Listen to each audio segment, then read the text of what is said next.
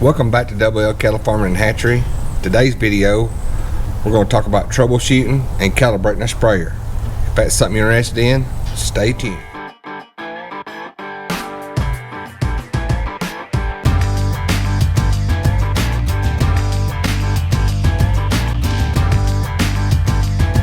This is a sprayer that we built, and we did a video on building this sprayer. If that's something you're interested in, we'll put a link up above and you can click on that and see how we built this sprayer.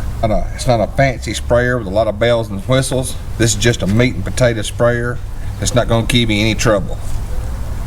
Troubleshooting a sprayer, there's not a lot when you got a simple one like this. There's not a lot that can really give you trouble. First and foremost, if it's not spraying right, first thing I'd check would be if it's got a weak battery, if you got a good strong 12-volt battery or not.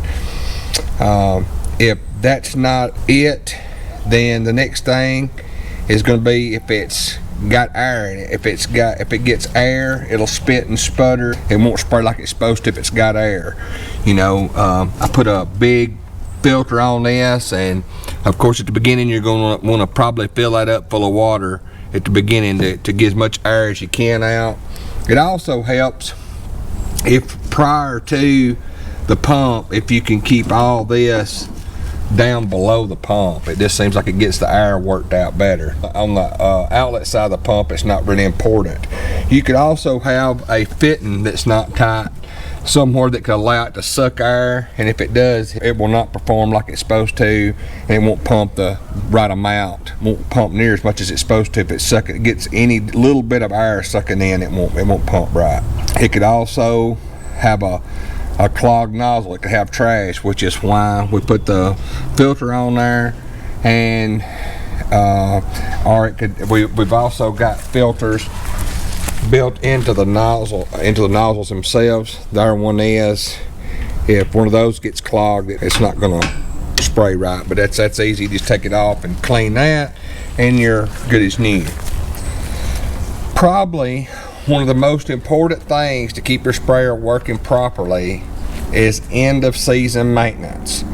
I mean, if through the season you don't let a bunch of trash get in there, you keep your filter clean, you shouldn't have any trouble. I mean, it should just work pretty much flawlessly. At the end of season, we do this every time, and it's the key to keeping your sprayer working good. Is when you're done spraying for the season, fill these sprayers full of water and put about 3 or 4 second squirt of dish detergent in there, and let it spray all the water out. It'll just foam up. It'll just be soapy water you're spraying out on the ground. But that right there will ensure that next year when you start using your equipment, you don't have a bunch of problems right off the bat that you just fill it up and go to spraying, and it works flawlessly right from the beginning. So that's pretty much all the troubleshooting that you could probably have with it. Like I said, a weak battery, some air, for a fitting not being tight, going over that again, you know, a clogged filter or a clogged nozzle. Other than that, you should be good to go.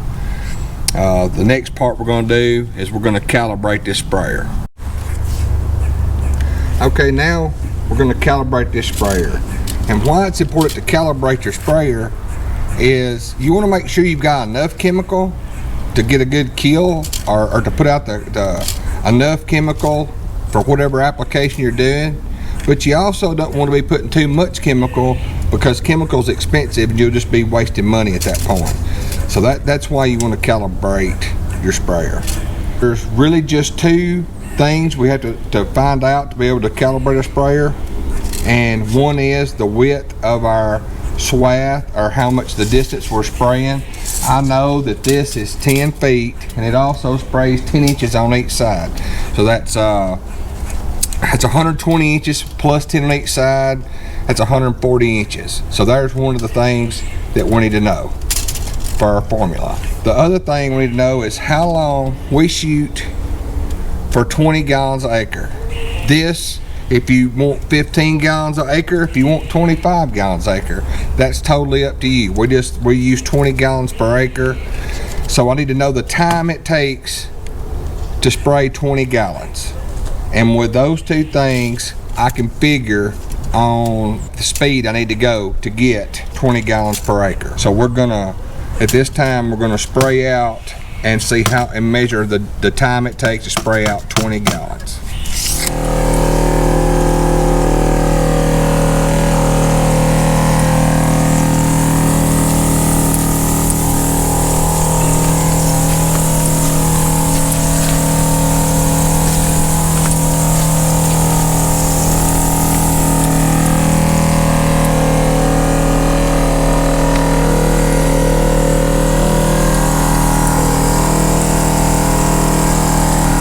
Now that we've sprayed our 40 gallon tank empty, it took 14 minutes to spray 40 gallons. So that's 7 minutes for 20 gallons. And that's what our goal was. So we're gonna use the 7 minutes along with our 140 inches of swath, or 11.67 feet, in our formula to determine our speed for 20 gallons per acre. I punched that in the formula. It comes out to 6 miles per hour. Our initial goal was around 5, so we're just a mile an hour faster than what our initial goal was. If I decide that's too fast, I'll have to change these out to different ones to get me to going slower if I decide that 6 miles per hour is too fast.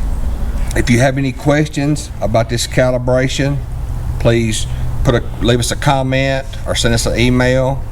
We're going to put a picture of the formula at the end of this video, as well as the troubleshooting tips, and also a copy of it in the description of this video.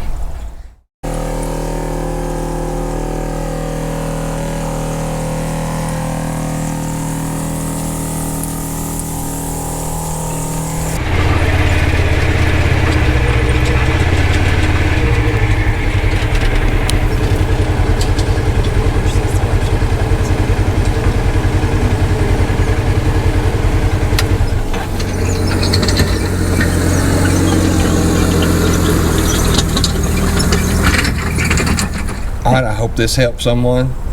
Thanks for watching this video. Please like, share, and subscribe, and stay tuned for more videos. How fresh is the steak? Will be any fresher or will we still be grazing?